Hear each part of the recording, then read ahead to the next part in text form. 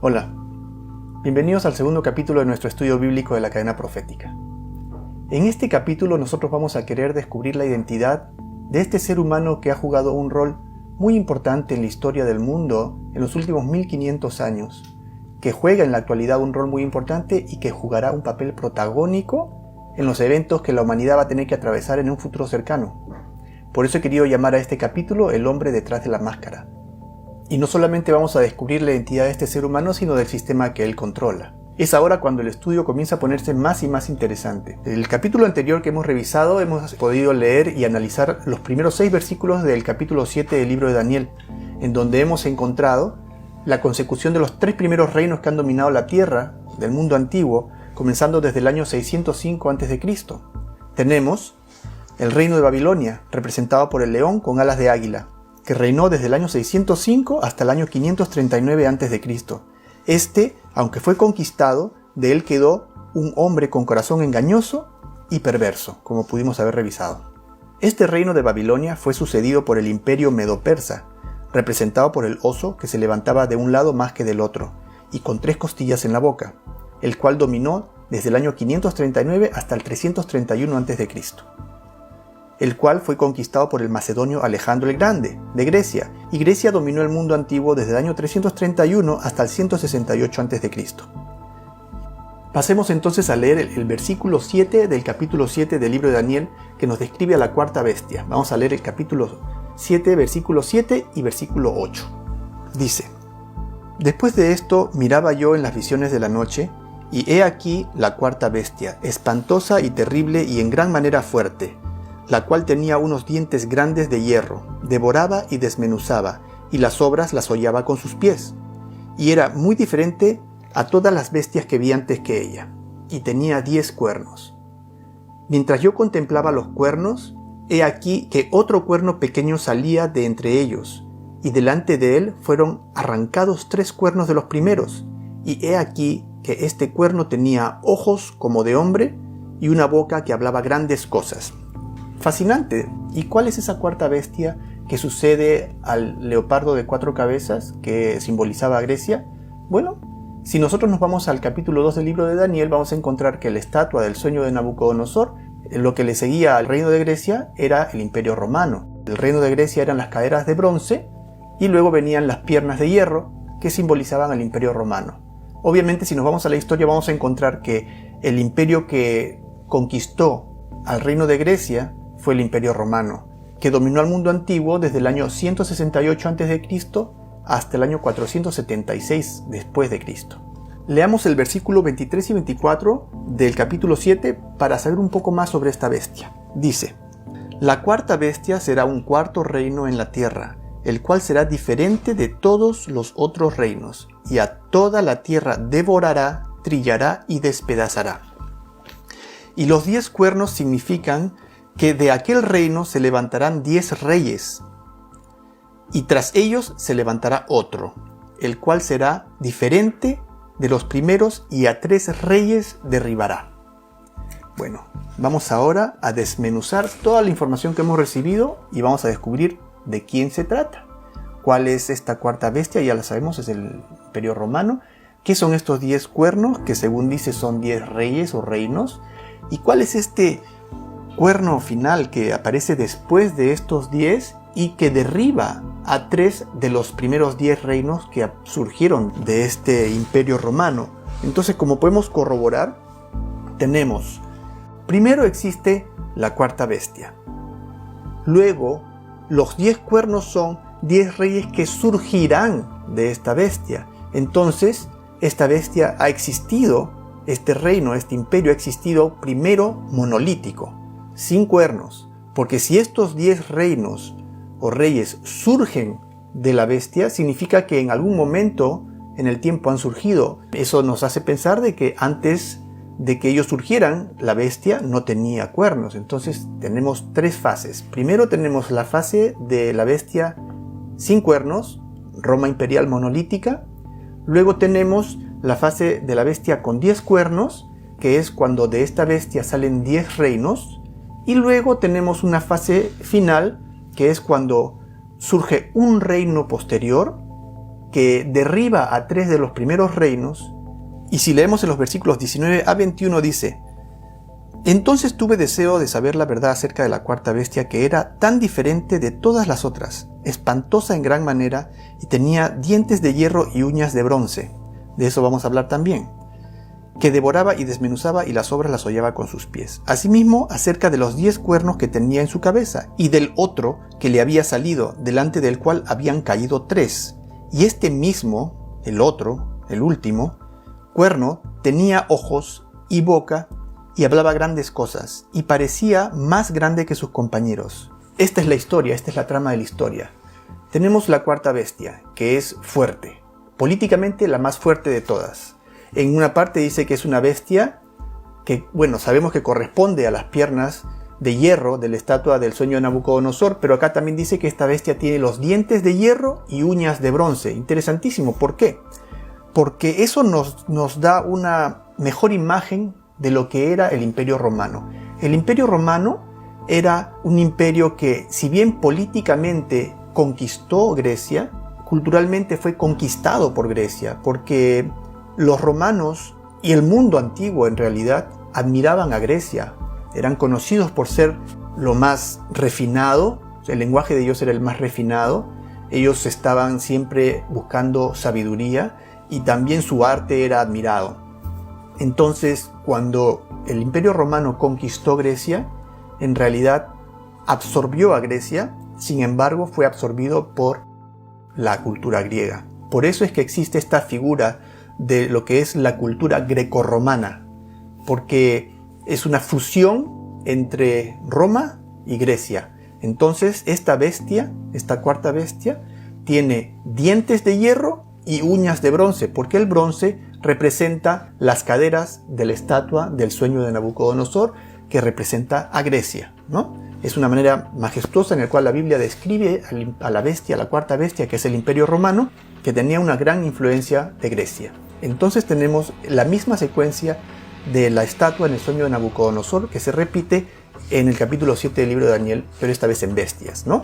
Donde la cabeza de oro es el león con alas de águila, que es Babilonia, el pecho y brazos de plata, que es el oso con 3 costillas en la boca, que es el Imperio Medo-Persa, las caderas de bronce, que es el leopardo de 4 cabezas, que es Grecia, y las piernas de hierro, que corresponden al Imperio Romano, y los dedos de los pies corresponden a los 10 cuernos que surgieron después, ¿no?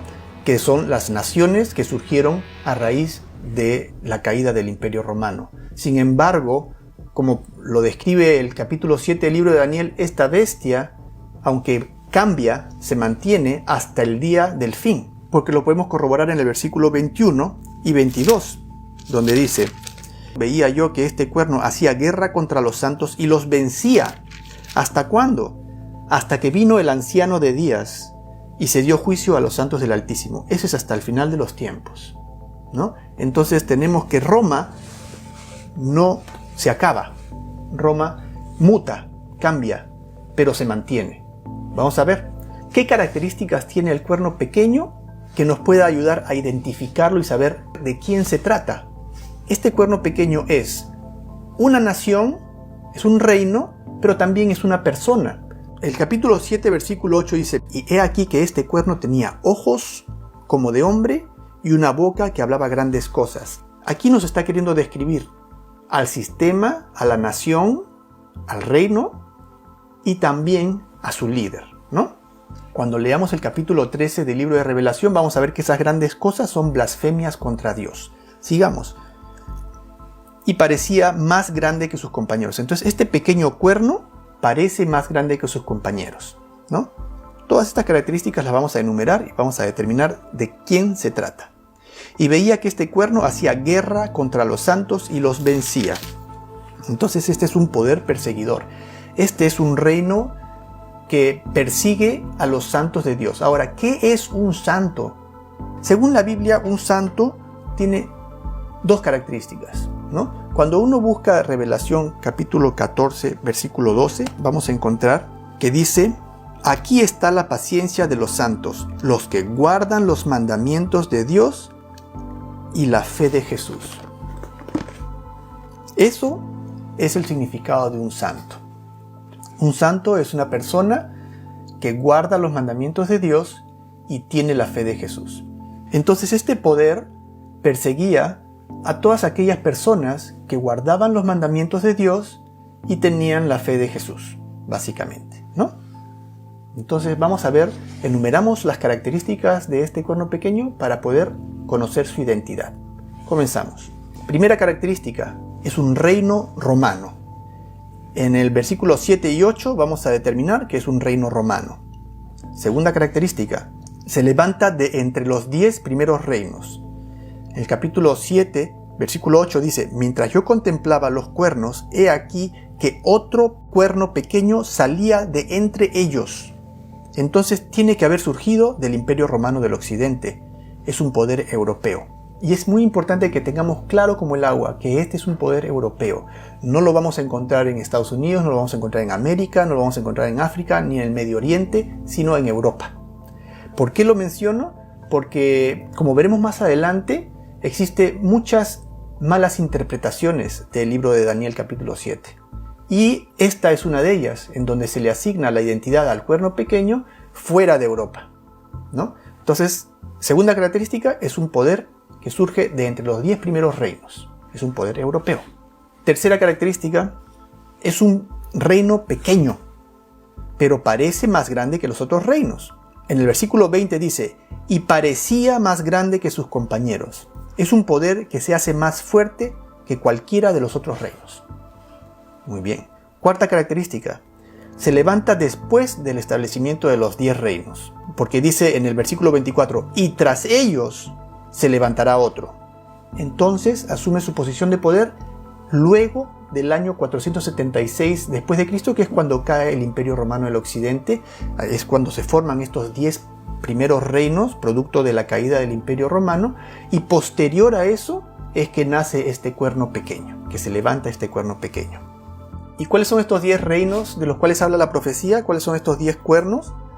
Estos son los anglosajones, que actualmente son el país de Inglaterra, los alamani, que ahora es el país de Alemania, los francos, que es el país de Francia, los burgundios, que son la actual Suiza, los suevos, la actual Portugal, los visigodos, la actual España, los lombardos, y luego están los vándalos, los ostrogodos y los herulos.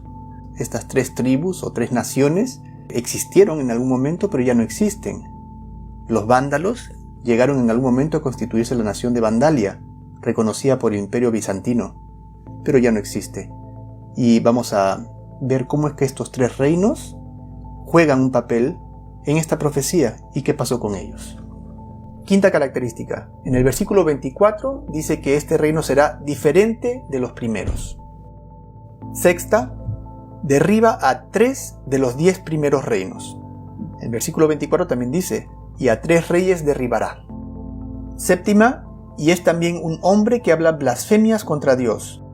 En el versículo 8 dice, y he aquí que este cuerno tenía ojos como de hombre y una boca que hablaba grandes cosas. El versículo 25 dice, y hablará palabras contra el Altísimo. Entonces este no es un poder político, sino también es un poder religioso. Octava característica, hace guerra contra los santos y los vence. El versículo 21 dice, y veía yo que este cuerno hacía guerra contra los santos y los vencía. El versículo 25 dice, y a los santos del Altísimo quebrantará. Este es un poder perseguidor que lucha contra aquellos que siguen a Dios y buscan guardar sus mandamientos, como hemos podido ver hace unos minutos. El mismo versículo 25 nos dice que esta persecución durará por tiempos y medio tiempo. Esta es una profecía numérica que nos habla de una cantidad determinada de años. Vamos a poner esa como su novena característica y luego vamos a descifrar esta enigmática profecía para ver de qué se trata. Es fascinante. Décima característica, piensa cambiar los tiempos y la ley. En el mismo versículo 25 dice, y pensará cambiar los tiempos y la ley. Ahora, ¿a qué ley se refiere esta profecía? En todo caso, ¿qué ley será la que le interesa a Dios? ¿Será las leyes humanas, los derechos humanos, las constituciones de los países? No. Se refiere a ley divina. Este poder, este pequeño cuerno, buscará cambiar la ley divina, los 10 mandamientos. Y en cuanto a tiempos, también se tiene que referir a los tiempos puestos por Dios, ¿no? La semana y otras fiestas que Dios creó. Característica número 11. A toda la tierra devorará. El versículo 23 dice, y a toda la tierra devorará, trillará y despedazará. ¿Será posible eso? ¿Será posible que los Estados Unidos esté sometido a este poder? ¿La China? ¿La Gran Rusia? ¿Sudamérica? ¿África? ¿Será posible que a toda la tierra subyuga este poder y toda la tierra está bajo su control?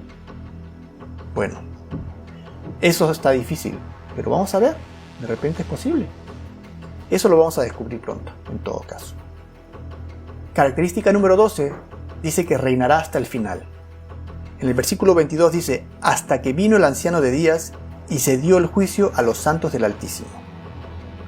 Y el criterio final o característica final es que su reino será quitado al final del tiempo. En el versículo 26 dice, pero se sentará el juez y le quitará su dominio para que sea destruido y arruinado hasta el fin. En 2 de Tesalonicenses 2:8 dice que será destruido con el resplandor de la venida del Señor. Entonces ningún poder humano va a poder destruirlo, solamente Dios mismo. Roma en su forma original dominó toda la tierra. En su forma original el Imperio Romano dominó sobre Europa y un poco del Medio Oriente y el norte de África. Pero ¿qué tal América? ¿O la China? ¿O India? ¿O Australia? ¿Singapur? ¿Sudáfrica? No. El Imperio Romano nunca tuvo nada que ver con esos lugares. No existían para su conocimiento. Sin embargo, la profecía dice que a toda la tierra devorará, trillará y despedazará. Entonces, de alguna manera tenemos que descubrir de qué está hablando la profecía. Ahora voy a tener que poner un paréntesis en nuestro estudio para aclarar un punto. Y es que, como pueden haber visto ustedes, yo he llevado este estudio hasta el momento de una manera objetiva, tratando de dejar de lado cualquier especulación infundada. Y así va a seguir siendo. Pero tengo una razón para esto. Y mi razón es que mi trabajo es el de descubrir una mentira muy antigua. Un engaño muy grande. El engaño más grande que la humanidad haya tenido que enfrentar en toda su historia. Y mi propósito es el de brindar luz para sacar de las tinieblas a todas aquellas personas que quieran saber la verdad. Ahora, habiendo dicho esto, ¿tendría algún sentido que yo faltara a la verdad en algún punto? No tendría sentido. Ni siquiera pensando que el fin justifica los medios. Porque esta lucha del ser humano es precisamente esa, la lucha entre la verdad y la mentira, entre la luz y las tinieblas, la lucha entre el bien y el mal. ¿Y por qué la aclaración? Porque ahora nos toca hablar de un sistema de religión llamado el catolicismo, liderado por un hombre, el Papa. Y lo que vamos a ver en este capítulo a continuación, sin duda va a causar las más diversas reacciones entre todas aquellas personas que profesan la religión católica. Pero lo que yo quiero también aclarar es que de lo que voy a hablar es del sistema de religión y de su líder, no de los millones y billones de seres humanos, hombres y mujeres, que buscan a Dios y siguen a Cristo bajo la religión católica de la única manera que conocen, tal y como lo hice yo por varios años. Ahora, este asunto es muy delicado, porque la fe y la conciencia son ámbitos sagrados. Y honestamente, yo estoy de acuerdo en que nadie tiene derecho a atacar la religión de nadie. Por otro lado, yo considero que no tengo yo el derecho de guardarme para mí mismo las verdades divinas que les va a hacer ver las cosas como las cosas son, según la perspectiva de Dios. Y dado que la Biblia denuncia duramente a este poder político religioso que es el papado, dándole no solamente el nombre de cuerno pequeño en el capítulo 7 del libro de Daniel, sino otros nombres duros, como en el capítulo 8 del libro de Daniel le llama el rey del norte, en la primera epístola de Juan capítulo 1 le llama el anticristo al Papa, el papado es llamado la bestia que sube del mar en el libro de Revelación capítulo 13, Jesucristo lo llama la abominación desoladora en el libro de Mateo capítulo 24, el apóstol Pablo en la segunda carta de Tesalonicenses capítulo 2 al Papa le llama el hombre de pecado, el hijo de perdición. Y el nombre más duro que se le da al papado está en el libro de Revelación o Apocalipsis capítulo 17, donde le llama Babilonia la Grande, la madre de todas las rameras y las abominaciones de la tierra, siendo que cada uno de estos nombres se le ha dado de acuerdo a la connotación que le da la historia en la cual está incluido este poder. Pienso que toda aquella persona que busca a Dios tiene no solamente el derecho de saber estas cosas, sino el deber de indagar, de estudiar, de escudriñar las Escrituras. Porque en cuestión de cristianismo, seamos católicos o protestantes de cualquier denominación, tenemos que estar de acuerdo en que las Santas Escrituras tienen la última palabra, ¿cierto? Entonces, sin más que decir, vamos a comenzar por establecer que categóricamente el cuerno pequeño del libro de Daniel capítulo 7 es el papado. Sin embargo, yo no voy a esperar que tomen mi palabra. Nosotros habíamos enumerado sus características.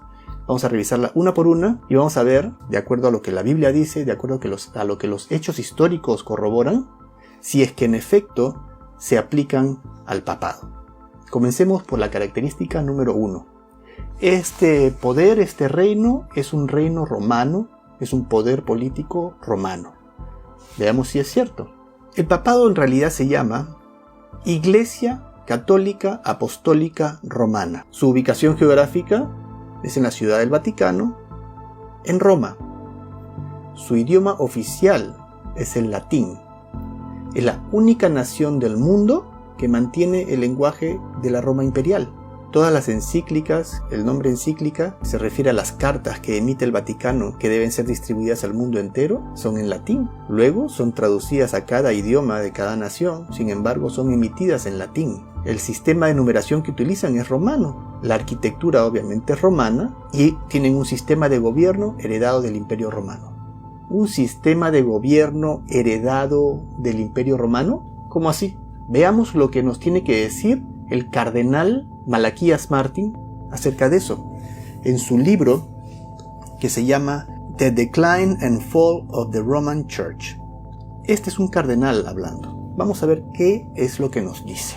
Para el año 440, cuando el antiguo título romano Pontifex Maximus, o Sumo Pontífice en español, fue asumido por León I, el Papa fue el gobernante efectivo no solo de Roma, sino de numerosos territorios. En tan solo 3 siglos, la Iglesia romana había transformado la organización administrativa del Imperio Romano en un sistema eclesiástico de obispados, diócesis, monasterios, colonias, guarniciones, escuelas, bibliotecas, centros administrativos, emisarios, representantes, cortes de justicia y un sistema criminal de leyes intrincadas bajo el control directo del Papa. Los nuevos senadores eran los cardenales, los obispos que vivían en Roma y los sacerdotes y diáconos ayudaron al Papa a administrar este nuevo imperio.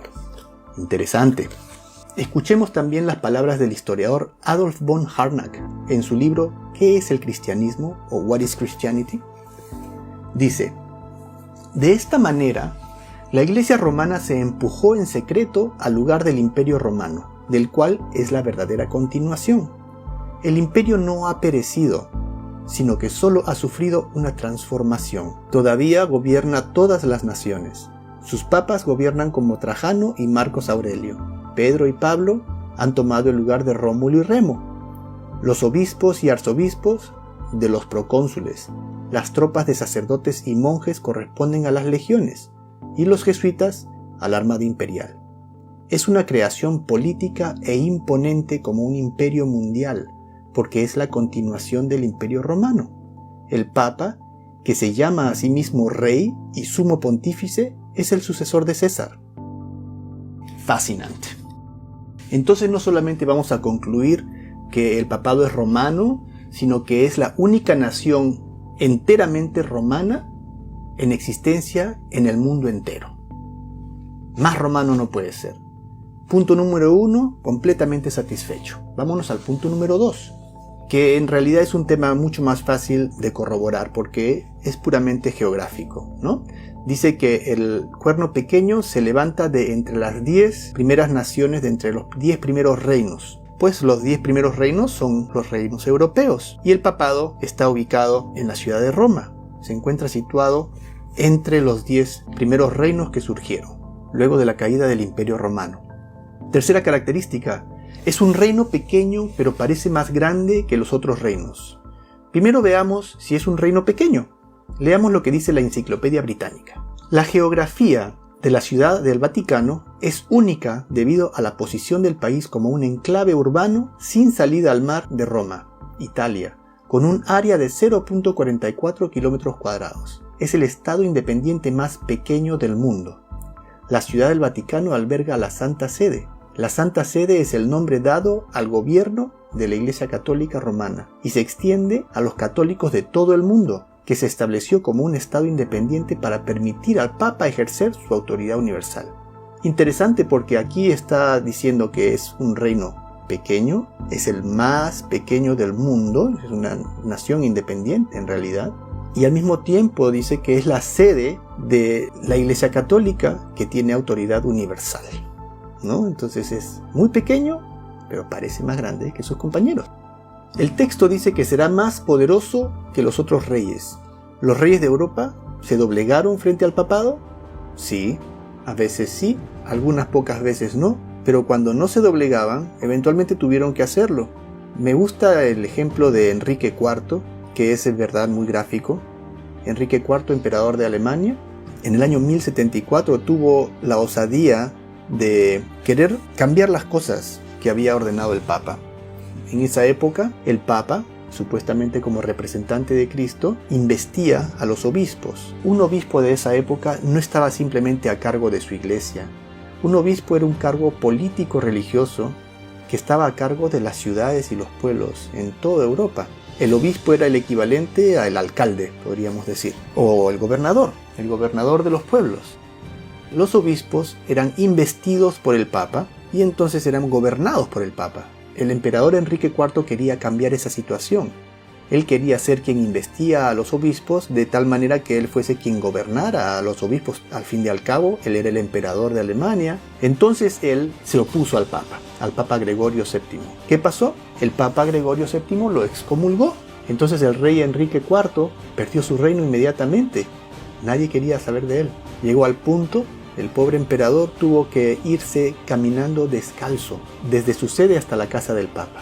Y lo hizo descalzo y con su esposa y con sus hijos en señal de humildad y de penitencia. Y tuvo que pasar 3 días en medio del crudo invierno en la puerta de la residencia del Papa, descalzo, esperando el indulto, el perdón del Papa. Vamos a ver qué es lo que dice Henrietta Marshall en su libro The History of Germany, la historia de Alemania. Dice así: entonces el Papa cedió, las puertas se abrieron, y el rey arrepentido se arrojó llorando a los pies de Gregorio. Llantos y sollozos estallaron en la multitud, e incluso los ojos del severo Papa se apagaron con lágrimas. Henry Grattan Guinness, en su libro Romanismo y la Reforma, escribe en 1887: en el año 1500 no existía nación libre en Europa. Todas estaban sujetas al gobierno tiránico de Roma. Ahora, para ese entonces 1887, la mitad de Europa y América están libres de ese intolerable yugo. En el libro papal Los más sagrados concilios, tomo 13, Roma dice: definimos que la Santa Sede Apostólica y el Pontífice Romano tienen la primacía sobre ¿cuánto del mundo? El mundo entero. ¿Será posible eso? ¿Será posible que Roma está en control del mundo entero? ¿Se puede creer eso? ¿Qué piensan ustedes? Bueno, sigamos el estudio, donde más adelante vamos a revisar el tema de las sociedades secretas. Y bueno, vamos a ver si es cierto o no. El vicario del Hijo de Dios encarnado, sumo sacerdote ungido y gobernante temporal supremo, el Papa, se sentó en su tribunal imparcialmente para juzgar entre nación y nación, entre pueblo y príncipe, entre soberano y súbdito. Eso es lo que escribe Henry Edward Manning en su libro El poder temporal del vicario de Jesucristo. Entonces, ¿dijeron ellos que están en control de todos los otros reinos, sí o no? Sí, lo dicen sus propios cardenales. El libro Keys of This Blood, o en español Las llaves de esta sangre, titula El Papa Juan Pablo II versus Rusia y el Occidente por el control del nuevo orden mundial, escrito por Malaquías Martín, profesor pontificio de la Universidad Gregoriana en Roma misma. Lo dice él, no yo. Todo el poder temporal es suyo. El dominio, la jurisdicción y el gobierno de toda la tierra es su derecho divino. Todos los gobernantes de la tierra son sus súbditos y deben someterse a él. Concilio de Trento. Entonces tenemos que este cuerno pequeño, este reino pequeño, es en efecto pequeño territorialmente, pero pareciera más grande que los demás, ¿cierto? Vámonos a la cuarta característica. Se levanta después del establecimiento de los 10 reinos.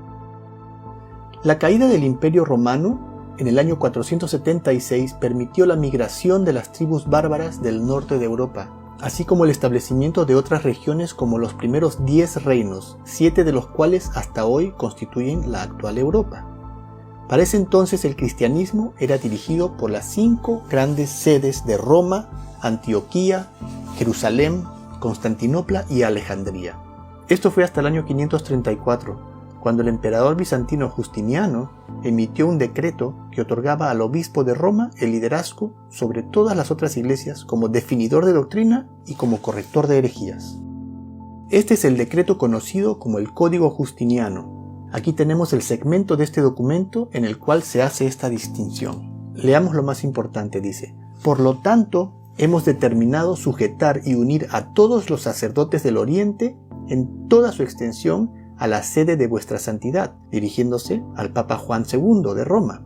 Luego dice: porque no permitimos que cualquier cosa que sea discutida, aunque sea clara e incuestionable relativa al estado de las iglesias, no sea conocida a su santidad como cabeza de todas las iglesias. Como expliqué antes, el papado es un poder del cual la Biblia habla extensamente a lo largo de sus libros proféticos, porque Roma, ya sea en su forma imperial o eclesiástica, ha sido y es un poder muy instrumental para oponerse a la obra de Dios y al mensaje de salvación de su Cristo, y por consecuencia de su iglesia, quien es la encargada de llevar este mensaje al mundo. La palabra anticristus es de origen griego, donde el prefijo anti se define como en lugar de y también opuesto a, siendo que la obra de Roma es anticristiana y su líder es el anticristo, quien, como lo dice bien el apóstol Pablo en la segunda carta a Tesalonicenses capítulo 2, este hombre se opone y se levanta contra todo lo que se llama Dios, a tal punto que se hace pasar por Dios. Este versículo implica que hacerse pasar por Dios es el extremo de la oposición hacia el Creador. Démosle un vistazo a la referencia que hace el apóstol Pablo al hombre de pecado en 2 Tesalonicenses capítulo 2, versículo 1 al 10. Pablo describe cuándo este poder anticristo va a surgir. Dice: pero con respecto a la venida de nuestro Señor Jesucristo y nuestra reunión con Él, os rogamos, hermanos, que no os dejéis mover fácilmente de vuestro modo de pensar, ni os conturbéis, ni por espíritu, ni por palabra, ni por carta como si fuera nuestra, en el sentido de que el día del Señor está cerca. El apóstol Pablo decide aclarar este asunto porque en la época en la cual Pablo vivía, muchas personas pensaban que Jesús había resucitado para regresar pronto. Algunas de las palabras de Jesús se prestaban a esa interpretación. Por eso es que el apóstol Pablo decide escribir esta carta a los tesalonicenses explicando y aclarando que Jesús no estaba ni siquiera cerca de venir, sino que habían otros eventos previos que tenían que ocurrir antes. Sigamos leyendo. Nadie os engañe en ninguna manera, porque no vendrá sin que antes venga la apostasía. La apostasía de la iglesia cristiana empezó en el siglo IV, en la época del emperador romano Constantino, cuando el cristianismo pasó paulatinamente de ser perseguido duramente a convertirse en la religión oficial del imperio romano, y se convirtió en una moda. Tanto así que Constantino regalaba ropa y dinero a las personas que se bautizaban. Había muchísima gente que hacían colas interminables para bautizarse en las orillas de los ríos en Roma, pero no sabían ni qué hacían ni por qué estaban ahí. Simplemente les regalaban ropa nueva y les regalaban plata, dinero. Entonces eso se constituyó en lo que se llama la apostasía. Entonces dice el texto: nadie os engañe de ninguna manera, porque no vendrá sin que antes venga la apostasía. Entonces primero la iglesia va a caer en apostasía y se manifieste el hombre de pecado, el hijo de perdición. Aquí Pablo habla de dos eventos consecutivos. Uno de ellos es la apostasía y la otra es la aparición del hombre de pecado, ¿no? Entonces tenemos que el hombre de pecado surge luego de la apostasía, luego del año 325. Pablo continúa diciendo en el versículo 5: ¿no os acordáis que cuando yo estaba todavía con vosotros os decía esto? Y ahora vosotros sabéis lo que lo detiene, a fin de que a su debido tiempo se manifieste. Aquí Pablo afirma haberles dado detalles a la iglesia primitiva acerca del poder que detiene al surgimiento del hombre de pecado. Porque ya está en acción el misterio de iniquidad, solo que hay quien al presente lo detiene, hasta que él sea quitado de en medio. Entonces hay otro poder que está impidiendo el surgimiento de este cuerno pequeño, y Pablo les había dicho lo que era. ¿No os acordáis que cuando yo estaba con vosotros os decía esto? Pero Pablo no especifica aquí. Entonces se manifestará aquel inicuo, a quien el Señor matará con el espíritu de su boca y destruirá con el resplandor de su venida. Entonces, según dice Pablo, este inicuo, este hombre de pecado, no solamente va a sobrevenir al mundo luego de la apostasía, sino también luego de la caída de algo que lo detiene. Existe otro poder que está en el medio, que se está entrometiendo y no está permitiendo el surgimiento de este hombre de pecado, este hombre poderoso que tiene intenciones de dominar el mundo, pero no lo puede hacer porque existe un poder dominante en ese momento hasta que este poder dominante caiga. Eso es lo que está diciendo Pablo. Entonces, y este hombre de pecado, una vez que surja, se va a mantener en el poder hasta la segunda venida de Jesús, porque dice en la lectura que Jesucristo lo destruirá con el resplandor de su venida. Entonces este inicuo se mantiene hasta que venga Jesucristo y lo destruya con el resplandor de su segunda venida. Interesante. ¿Qué es eso que está en el medio que no está permitiendo que se manifieste este hombre de pecado? Pablo no lo especifica, no dice qué es, pero nos da idea de que le explicó a la iglesia primitiva en persona de qué se trataba. Ahora, ¿por qué habla así Pablo? ¿Por qué no especifica por escrito? ¿Qué es lo que la iglesia primitiva recibió de su boca que él no pudo decírselo por escrito, sino se lo tuvo que decir en persona y de alguna manera habla en clave? Vamos a ver qué es lo que la iglesia primitiva sabía. Vamos a leer lo que dice el padre de la iglesia Tertuliano en su libro La resurrección de la carne. Es un apologista cristiano del año 200 después de Cristo, que dice con respecto al pasaje de 2 Tesalonicenses. Dice: solo que hay alguien que al presente lo detiene hasta que él sea quitado de en medio. Está parafraseando el versículo mismo del apóstol Pablo. Y dice él: ¿qué obstáculo puede ser más que el Estado romano, cuya caída y posterior dispersión en 10 reinos introducirá al anticristo de entre sus propias ruinas? Entonces esto es lo que los padres de la iglesia pensaban, que una vez que caiga el Estado romano, el anticristo se levantaría. Ahora, ¿está esto de acuerdo con el capítulo 7 del libro de Daniel? Absolutamente. Cuando Roma es dividido en 10, el anticristo se levanta. Esto es lo que los padres de la iglesia primitiva creían, lo que el apóstol Pablo les había dicho en persona. Aquí tenemos a otro padre de la iglesia primitiva, Juan Crisóstomo, en su libro Homilía acerca de la segunda carta de Tesalonicenses capítulo 2. Él era obispo de Constantinopla en el año 390 y dice: solo hay uno que lo refrena ahora, hasta que sea quitado del camino. Es cuando el imperio romano es quitado del camino, entonces el anticristo vendrá. Otro padre de la iglesia primitiva, San Ireneo de León, discípulo del apóstol Juan, en su tratado contra herejías escribe con respecto a la aparición del hombre de pecado: Juan y Daniel han predicho la disolución y desolación del imperio romano, y concerniendo los 10 reinos que luego deben surgir, en quienes el imperio romano que ahora domina la tierra será partido, déjalos entonces esperar en primer lugar la división del reino en 10, luego, en un siguiente paso, cuando estos reyes estén reinando y empezando a poner sus asuntos en orden y a posicionar sus reinos, y aquel que venga reclamando el reino para sí mismo y aterrorice a aquellos hombres de los cuales hemos hablado, y cuyo nombre contenga el mencionado número, es verdaderamente la abominación desoladora. Creía lo mismo. Ahora, ¿por qué tuvo Pablo que hablar de esta manera? ¿No le hubiera sido más sencillo decir: cuando el imperio romano caiga, luego se manifestará el hombre de pecado? ¿Por qué tiene que hablar en clave? Veamos lo que dice el profesor Ron Thompson. Pablo no identificó por escrito al poder restrictivo que ellos sabían que era Roma, por temor a represalias. Recordemos que la iglesia cristiana estaba bajo persecución por Roma. Si Pablo hubiera pronosticado por escrito la caída del imperio romano, se hubiera puesto tanto a sí mismo como a la ya perseguida iglesia cristiana primitiva en serios aprietos. Henry Grattan Guinness, en su libro Romanismo y la Reforma, de 1887, afirma: mientras los césares tenían el poder imperial, era imposible que surgiera el anticristo predicho. Tras la caída de los césares se levantaría.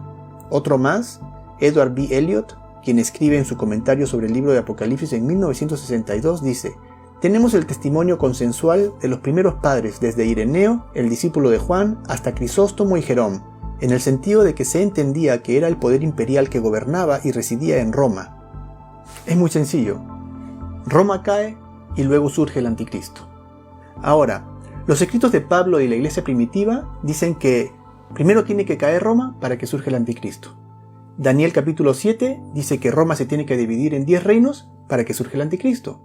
¿Qué es lo que dice la propia Iglesia Católica? Leamos lo que tiene que decir Henry Edward Manning, cardenal arzobispo de Westminster, en su libro El poder temporal del vicario de Jesucristo. Y desde esa hora de liberación providencial, cuando por intervención divina las cadenas imperiales cayeron de las manos del sucesor de Pedro, el papado esperó hasta un momento como este, en que Dios rompería su cautiverio en pedazos y se liberaría de la sujeción a los poderes civiles y se instalaría en la posesión de su propia soberanía temporal.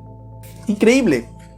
Pareciera que este cardenal está haciendo un análisis del libro de Segunda de Tesalonicenses del apóstol Pablo, pero no es así. Él está narrando en su libro la historia del nacimiento del papado.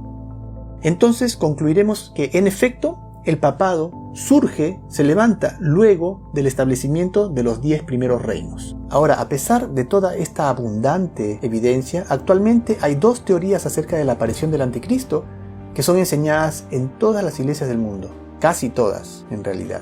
Una de ellas es el futurismo de Luis de Alcázar y la otra es el preterismo de Francisco Rivera. ¿Qué enseñan el preterismo y el futurismo? El preterismo dice que el anticristo vino en el pasado, en el tiempo de los griegos. El futurismo dice que vendrá en el futuro, al fin de los tiempos. Y ninguna de estas doctrinas son bíblicas. Estas 2 teorías completamente violan todos los principios de profecía de Daniel capítulo 7, de Daniel capítulo 8, de todo el libro de Revelación. Sin embargo, son las 2 teorías prevalentes y prácticamente todo el mundo cristiano adopta o una o la otra. Pero ¿cómo puede ser que nadie haya llegado a la conclusión a la cual hemos llegado nosotros? El libro de Daniel fue escrito hace 2500 años y la Biblia ha estado disponible para el mundo entero desde la época de la Reforma, en el siglo XVI. ¿Cómo puede ser posible que nadie vea lo que estamos viendo? ¿O será que sí lo vieron? ¿Qué es lo que pensaban los reformadores? Martín Lutero escribió: sé que el Papa es el anticristo y que su asiento es el mismo de Satanás. El papado es una persecución general, por orden del pontífice romano, con el propósito de denigrar y destruir almas. El reformador francés Juan Calvino llamaba también al pontífice romano el anticristo. De la misma manera, el líder de la reforma inglesa John Knox decía que el Papa debe ser reconocido como el anticristo. Estos fueron los fundadores de la reforma, del luteranismo, del calvinismo. Estos fueron los padres de las iglesias que en el presente adoptan ya sea el preterismo o el futurismo de los cuales hemos hablado. Pero entonces, ¿qué ocurrió? ¿Dónde fue que quedaron estas enseñanzas? ¿Cuándo vino ese olvido? Característica número 5. El cuerno pequeño es diferente a los otros reinos. Regresemos a Enciclopedia Británica. Dice: el papado apareció como un reino único, diferente a todos los otros reinos que en su época existían en Europa. Su líder no era un rey, sino un obispo, y desde su fundación nunca ha tenido un ejército propio. Sin embargo, por más de 1200 años ejerció un dominio indisputado sobre todos los reinos europeos sin excepción.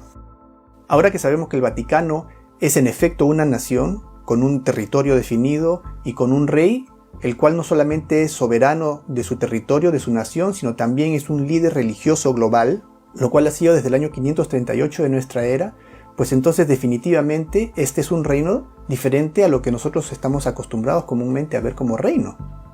Entonces, característica número 5, califica el papado es un reino diferente. Característica número 6, derriba a 3 de los 10 primeros reinos. Comencemos por el reino de los Erulos. Hacía ya casi un siglo que el Imperio Romano iba camino al colapso. La capital del imperio había dejado de ser Roma desde el año 402, dado que ya esta ciudad era ocupada por los vándalos. El último emperador de Roma, un muchachito llamado Romulus Augustulus, fue removido del trono fácilmente en el año 476 por su general Odovacar, quien a su vez era el líder político de la etnia de los Erulos. Este señor se autocoronó como el rey de Italia. Con el Imperio Romano del Occidente acabado, el obispo de Roma vio la oportunidad de convertirse en el soberano de la península itálica. Así que puso como primera prioridad en su agenda el ver la manera de deshacerse de este rey de segunda. Veamos qué dice la historia. Bajo la instigación del obispo de Roma Gelasius I, el emperador Zeno prometió la península itálica a Teodorico el Grande y a sus ostrogodos, si ellos derrotaban a Odovacar, líder de los Herulos y primer rey de Roma luego de la caída del imperio, lo cual ocurrió en la batalla de Ravenna en marzo del año 493. Este es un extracto del libro Historia de los Ostrogodos, de Thomas Burns. Esta es la historia. Teodorico el Grande era el hijo de Teodomiro. Teodomiro o Teodomir era el líder de los ostrogodos en un pasado, cuando el emperador de Roma del Este era Leo I. Entonces Teodomir hizo un pacto con el emperador de Roma del Este, que estaba en Constantinopla, mediante el cual iban a tener unos términos pacíficos entre los ostrogodos y el imperio del Este, y como garantía de este pacto, Teodomir o Teodomiro le entregó a su hijo Teodorico a Leo I. Y Teodorico vivió en el palacio imperial desde niño. Vivió como un ahijado, digamos, del emperador. Seguía siendo el líder de los ostrogodos, pero vivía en Constantinopla. Pasa un tiempo y el obispo de Roma, Gelasio I, que se ve de alguna manera asediado, hostilizado o incómodo con la presencia de este señor Odovacar o Odoacer, pide al emperador del momento, que ya no era Leo I, sino era Zeno, le pide ayuda. Le dice: sácame de encima a estos herulos. ¿Quiénes eran los herulos?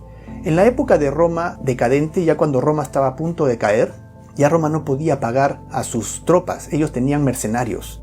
Este líder de los herulos, que se llamaba Odovacar, trabajaba como mercenario para el ejército de Roma y vio la oportunidad. Entonces Odovacar tomó el poder y quedó como rey de la península itálica. Pero ya existía un poder que estaba surgiendo, que era el poder del obispo de Roma. No nos olvidemos lo que dice la profecía, que había un poder que detenía el surgimiento del anticristo, que era ¿qué? Roma imperial. Entonces en este momento tenemos al obispo de Roma, que ya quiere sacarse de encima a toda etnia que esté compitiendo por poder en la península itálica. Y entonces el obispo Gelasio I pide ayuda a Zeno, al emperador Zeno, que es el emperador de Constantinopla, del Imperio Romano del Este, porque el Imperio Romano se había ya dividido hacía tiempo en dos, el del Este con base en Constantinopla y el del Oeste con base en Roma. Entonces Zeno le promete a Teodorico, que vivía en el Palacio Imperial, le dice: mira, ¿tú quieres una tierra donde prosperar, donde llevar a tu gente? Vete a la península itálica, lo único que tienes que hacer es deshacerte de Odovacar y te vas a quedar con la península itálica para ti, tu propia nación. Porque los ostrogodos estaban descontentos, ellos vivían en una zona de disputa con los hunos, en la zona de Hungría más o menos. Entonces Teodorico, bajo esa promesa, atraviesa todo el territorio y llega hasta Ravenna y hace guerra contra Odovacar y lo vence y lo mata, y queda como soberano de la península itálica. Sin embargo, vamos a ver ahora qué es lo que ocurre con los ostrogodos una vez que ellos toman la península itálica, habiendo vencido a los herulos y habiendo vencido Teodorico a Odovacar. En el libro Historia de la Iglesia Cristiana, volumen 3, página 327, dice: para el obispo de Roma, el liderazgo sobre todas las otras iglesias carecía de valor mientras su sede permaneciera bajo el asedio de los ostrogodos. ¿Recuerdan el decreto justiniano que le otorgó el liderazgo al obispo de Roma sobre todas las otras iglesias? Quienes ocupaban y subyugaban la península itálica. Es decir, que el obispo de Roma se quejaba de no poder ejercer su tan valioso título de líder del cristianismo mientras estuviese bajo el control de los ostrogodos. En el año 538, este obstáculo fue eliminado gracias al general Belisario, quien los venció en batalla y finalmente los expulsó de dicha tierra, y fue bajo cuya protección militar que el Papa Vigilius ascendió a la silla papal en el año 538, no solo como líder eclesiástico, sino también como soberano de Roma. Este evento ha sido establecido como el nacimiento del papado. El reino de los vándalos era otro de los grandes obstáculos para el establecimiento del papado. Esta nación, que también provenía de las regiones nórdicas de Europa, se había posicionado fuertemente en todo el norte de África, en las islas de Cerdeña y Córcega, así como en la misma Roma. Su rey, Geiseric, que había logrado vencer a Roma del Este luego que el emperador Leo I emprendiera la que hoy se considera una de las campañas más grandes y costosas de la antigüedad, tras cuya derrota Roma del Este se vio obligada a reconocer a la nación de Vandalia, 70 años después, el emperador Justiniano recibió el pedido del obispo de Roma de expulsar a los vándalos de Roma. Leamos lo que dice la historia. Las palabras del prefecto pretoriano y de los consejeros imperiales movieron al emperador a desistir de atacar a los vándalos. De acuerdo con Procopio, un obispo se acercó al emperador y le contó de un sueño en el cual Dios le visitó y le dijo que vaya al emperador y le reprenda por no ir a ayudar a los católicos del norte de África, quienes estaban siendo perseguidos por los arianos vándalos. El obispo además relató que Dios le dijo que él se uniría a la guerra y haría a Justiniano amo de África. Este es un extracto del libro Historia de los Vándalos de Thorsten Cumberland Jacobsen, página 194. Continúa diciendo: el reino de los vándalos fue derrotado tras una serie de batallas libradas en el año 533, en el norte de África, en las islas de Cerdeña y Córcega, así como en la península itálica. Estas batallas fueron lideradas por el general Belisarius, enviado por el emperador Justiniano a pedido del obispo de Roma. Recapitulemos entonces, tenemos que bajo la instigación del obispo Gelasius I, en el año 493, el emperador Zeno convenció a Teodorico de marchar en contra de los herulos bajo la promesa de hacerlo dueño de la península itálica. Posteriormente, bajo pedido del obispo de Roma al emperador Justiniano, los vándalos fueron removidos de Roma.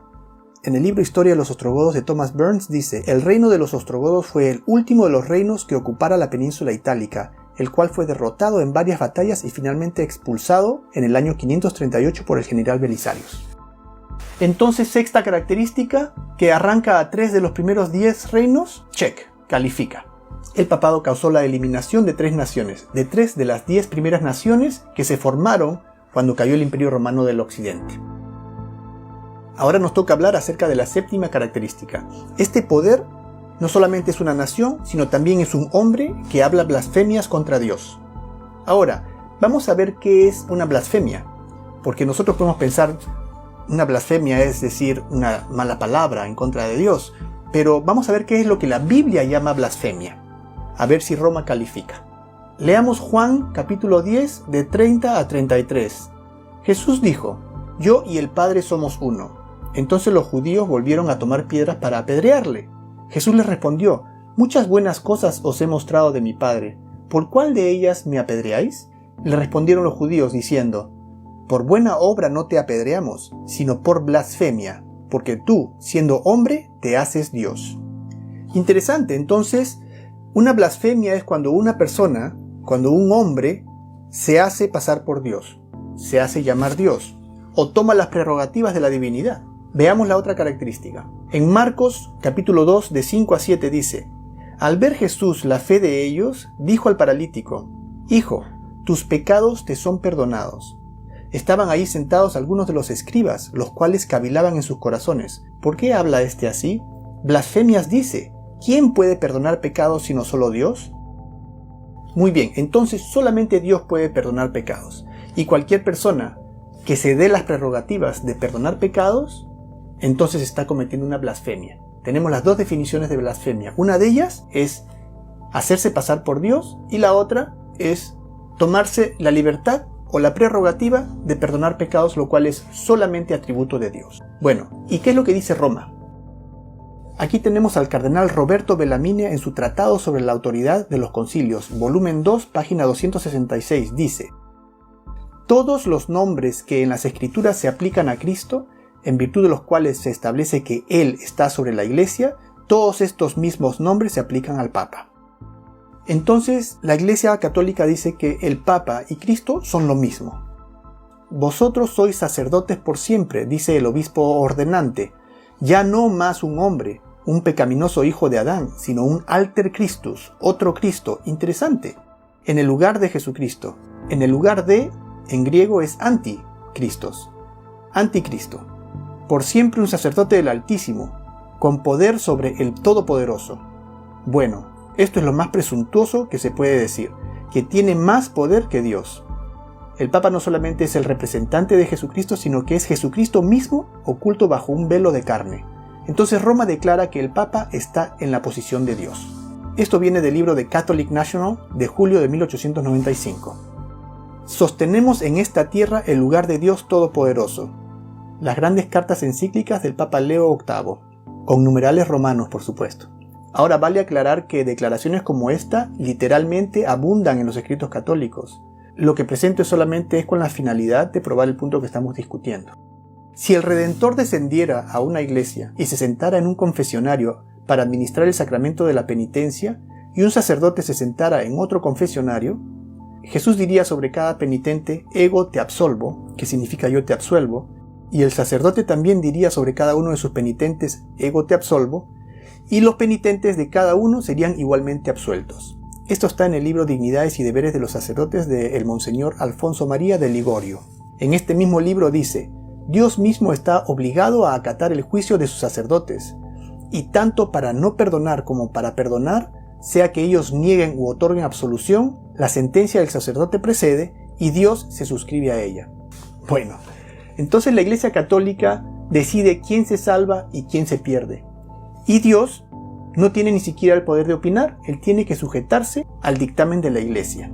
Si el sacerdote dice no, Dios no puede decir que sí. Entonces, ¿quién es mayor? ¿Es blasfemia o no es blasfemia esto? No solo es una blasfemia gigantesca, sino también es ridículo. ¿No les parece? De hecho, la venta del perdón papal fue una de las muchas razones para la indignación general que culminó en el nacimiento de la Reforma en el siglo XVI. Se vendía perdón no solamente por los pecados pasados, sino también por los pecados que se iban a cometer en el futuro. Conveniente, ¿no? Cuenta la historia acerca de Johann Tetzel, que fue un fraile dominico alemán y gran inquisidor de la herejía en Polonia, quien luego se convirtió en el gran comisionado católico y autorizado por el Papa Leo X para vender indulgencias en Alemania. Los pagos reducirían el tiempo de castigo en el purgatorio, ya sea de la persona o de un familiar. Su frase preferida era: tan pronto como suene la moneda en el cofre, un alma brinca del purgatorio. Estos son ejemplares de indulgencias que aún pueden encontrarse en poder de muchas personas. Aunque muchos de nosotros podríamos pensar que eran costumbres pasadas, errores de la Iglesia Católica que ya ha corregido, no es así. Los mismos errores del pasado se practican en la actualidad, como podemos ver en estas noticias de julio del 2013, donde se ofrece menos tiempo en el purgatorio para todos aquellos que sigan al Papa en Twitter. Aquí tenemos una noticia parecida, dice Papa Francisco dará el perdón a través de Twitter. Sin mucho esfuerzo podemos ver cómo el papado, hasta el día de hoy, se atribuye la prerrogativa de perdonar pecados, algo que según la Biblia es facultad solamente de Dios. Aquí dice la noticia, perdón de la Iglesia a las mujeres que abortaron, cambio profundo o retoque estético.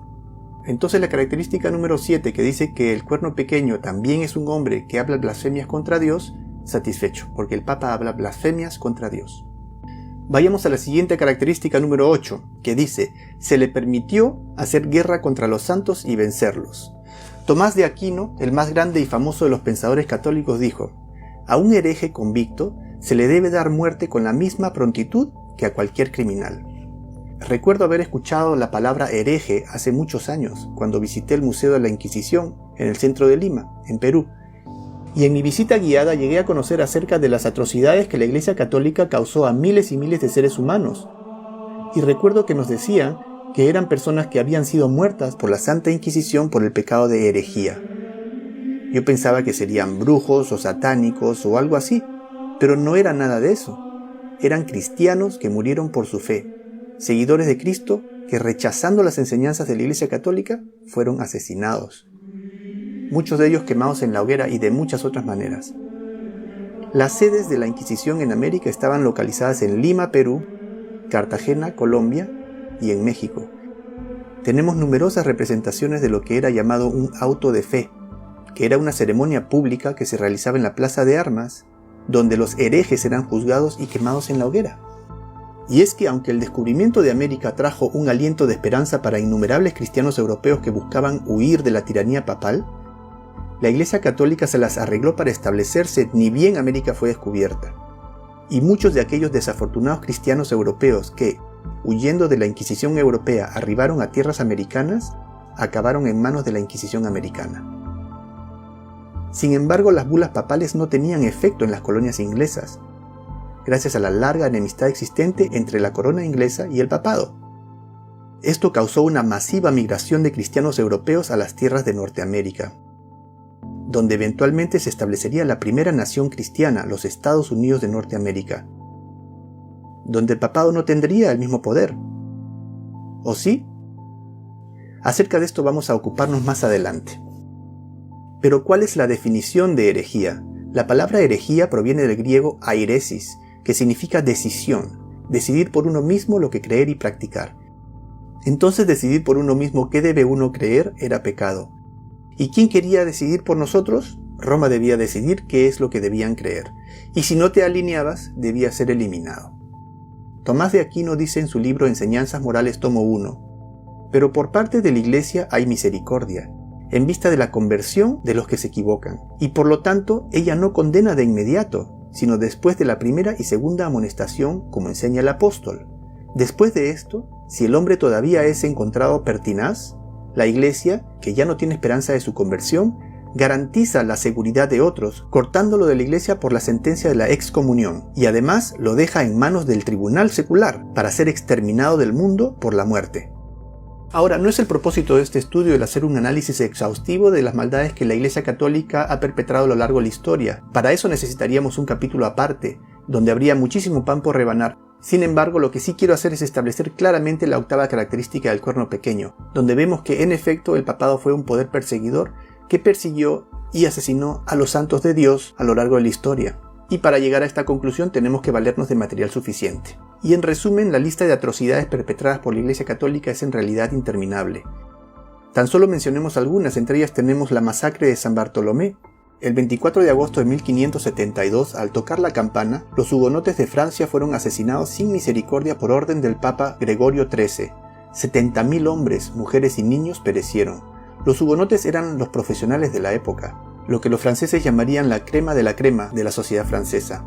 Ante la noticia de la masacre, el Papa Gregorio XIII y sus cardenales asistieron a una larga procesión hacia la Catedral de San Luis, donde el cardenal de Lorraine cantó el Te Deum y se acuñó una medalla para conmemorar la masacre. Este es el famoso monumento en Sudáfrica, a donde los hugonotes franceses sobrevivientes escaparon luego de la masacre de San Bartolomé, dado que temían migrar a las regiones de América dominadas por la Iglesia Católica, y se representaron a sí mismos como una mujer que es el símbolo de una iglesia, con la Biblia en la mano y las cadenas de Roma rotas. Muchos autores han querido estimar la cantidad de seres humanos asesinados por la Iglesia Católica en los 1260 años en que ella dominó Europa, en el periodo llamado el oscurantismo. Las cifras varían según los autores, pero en todos los casos están en el rango de las decenas de millones de cristianos. A lo largo de estos siglos, numerosos grupos de cristianos fueron perseguidos y cruelmente torturados y aniquilados. Entre estos grupos estaban los husitas, seguidores de Johannes Hus de Bohemia, actual Praga, quien murió quemado en la hoguera por haber traducido la Biblia del latín a su idioma natal. Leamos un fragmento de la carta enviada por el Papa Martín V al rey de Polonia Ladislao II.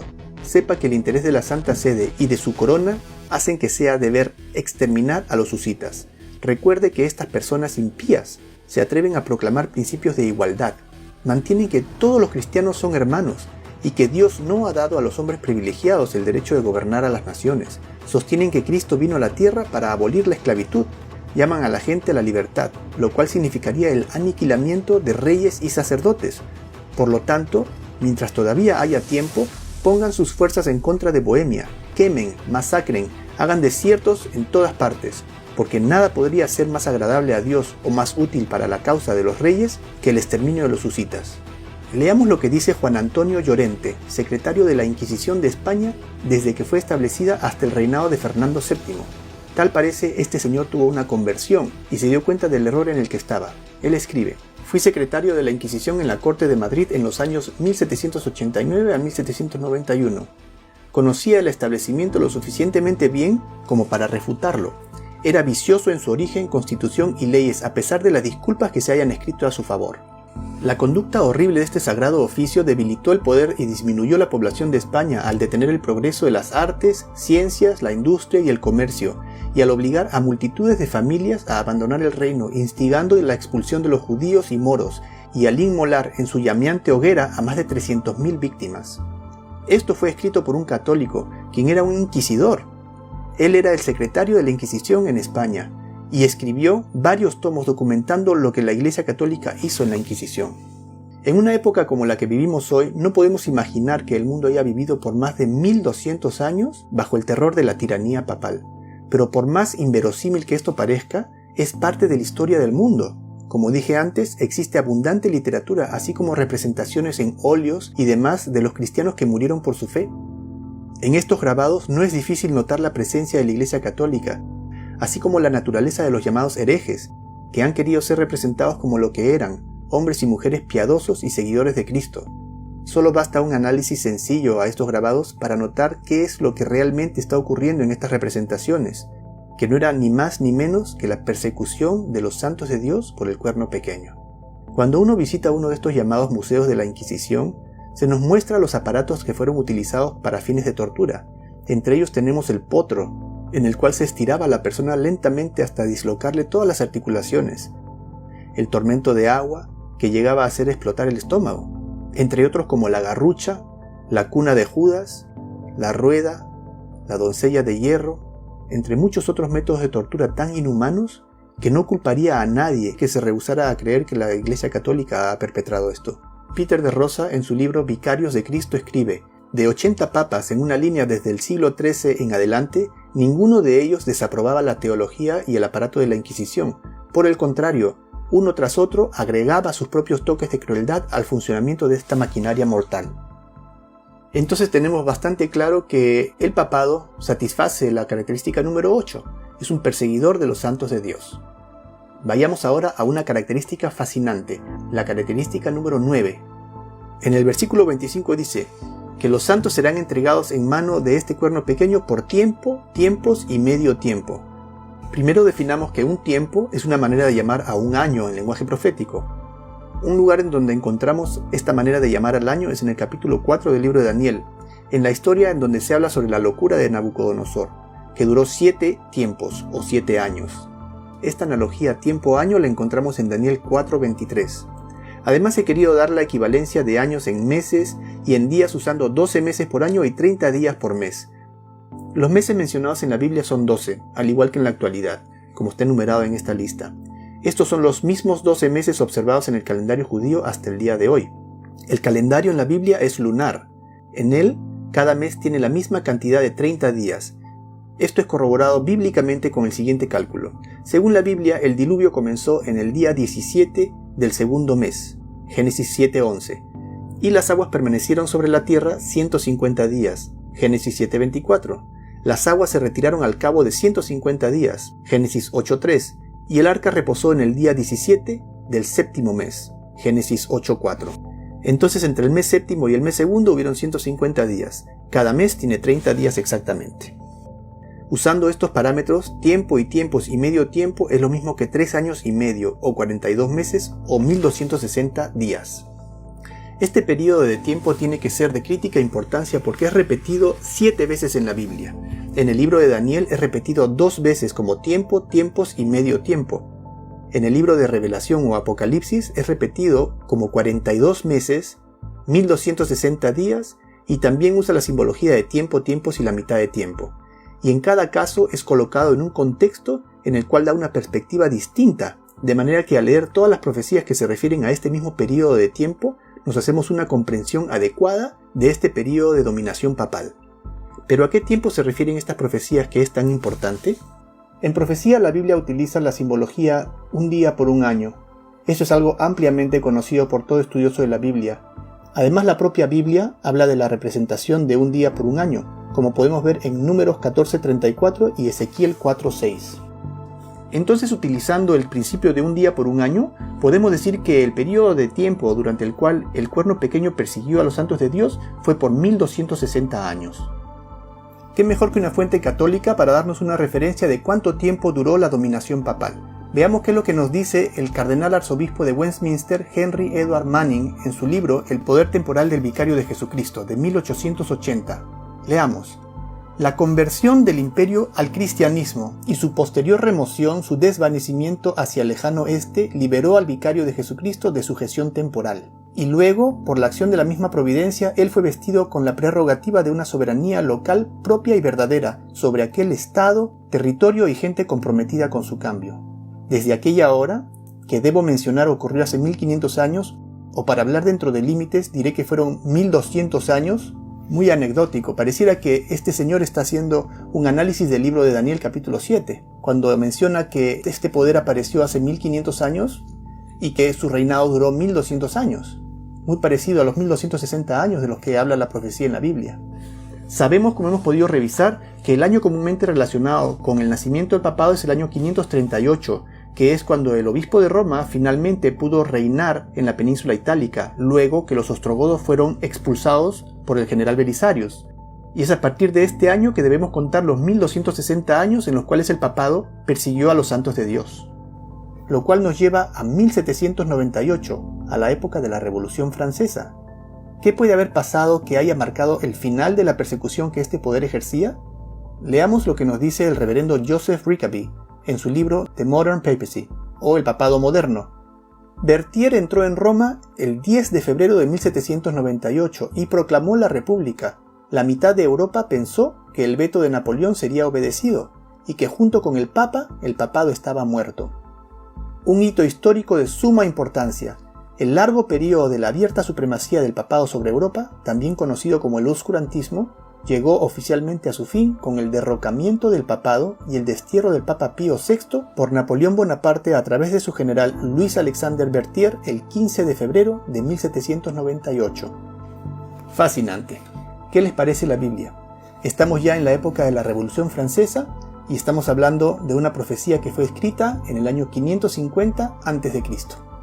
Entonces tenemos que la característica número 9 del cuerno pequeño, que lo relacionamos con el papado, está satisfecha completamente, dado que el papado surgió luego del establecimiento de los reinos europeos y persiguió a los santos del Altísimo por un periodo de 1260 años, luego del cual sufrió una herida mortal causada por Napoleón Bonaparte y se pensaba que estaba ya muerto. ¿Pero está muerto? No, ¿verdad? Ya hablaremos de esto también. Entonces pasemos a la característica número 10. Daniel 7:25 dice: «Y pensará cambiar los tiempos y la ley». Ahora, como ya habíamos revisado anteriormente, si hablamos de tiempos y de ley en la Biblia, no se refiere a los tiempos ni a la ley establecida por los hombres, sino los tiempos y la ley establecidos por Dios. Los tiempos son la semana, por ejemplo, que fue establecida por Dios, y la ley, pues los 10 mandamientos. Ahora, ¿el papado cambió los tiempos? Por supuesto que sí. ¿Qué calendario usamos ahora? El mundo entero utiliza el calendario gregoriano, por autoridad de astrónomos jesuitas. Muchos de nosotros vivimos bajo la impresión que el domingo es el último día de la semana, ¿cierto?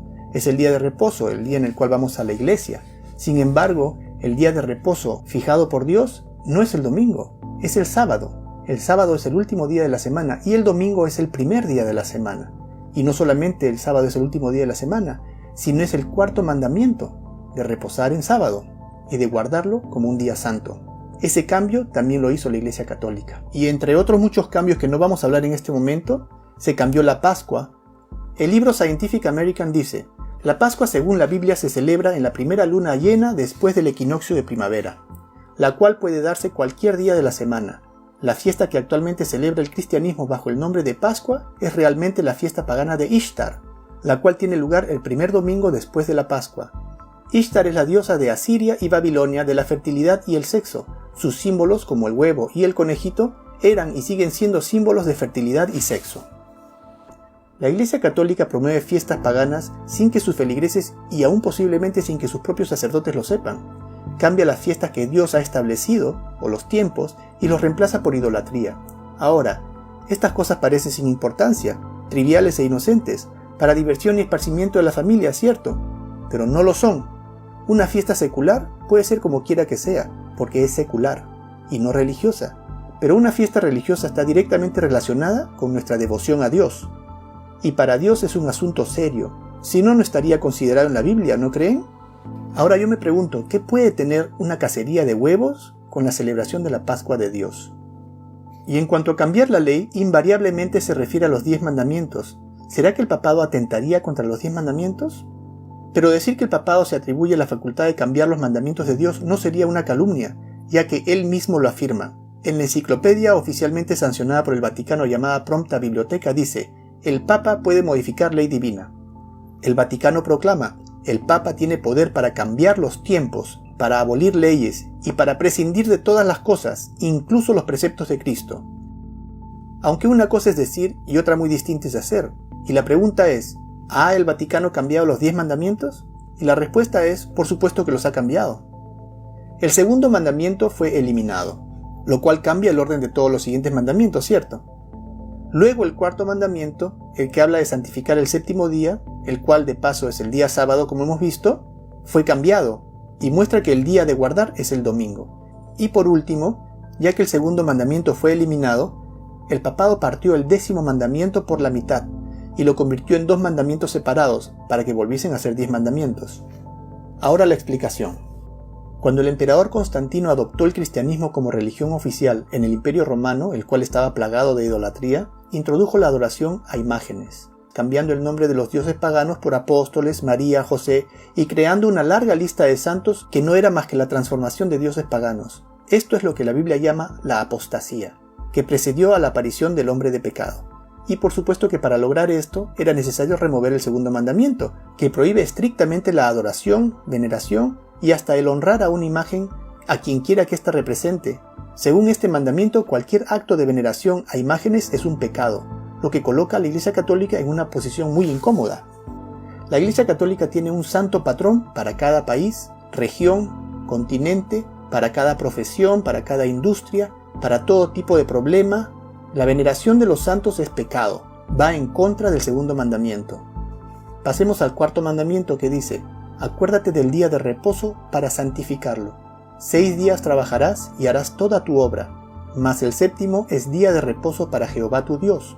No hagas en él obra alguna, tú, ni tu hijo, ni tu hija, ni tu siervo, ni tu criada, ni tu bestia, ni tu extranjero que está dentro de tus puertas, porque en 6 días hizo Jehová los cielos y la tierra, el mar y todas las cosas que en ellos hay, y reposó el 7º día. Por tanto Jehová bendijo el día de reposo y lo santificó.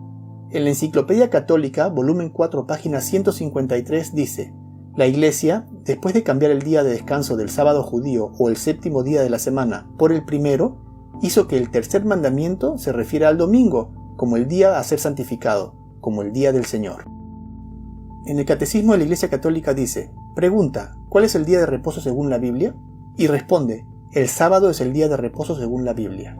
Luego pregunta: ¿por qué observamos el domingo en vez del sábado? Y responde: observamos el domingo en vez del sábado porque la Iglesia Católica en el Concilio de la Odisea en el año 336 transfirió la solemnidad del sábado al domingo. ¿Entonces el papado piensa cambiar los tiempos y la ley? De hecho que sí, también califica para esta característica.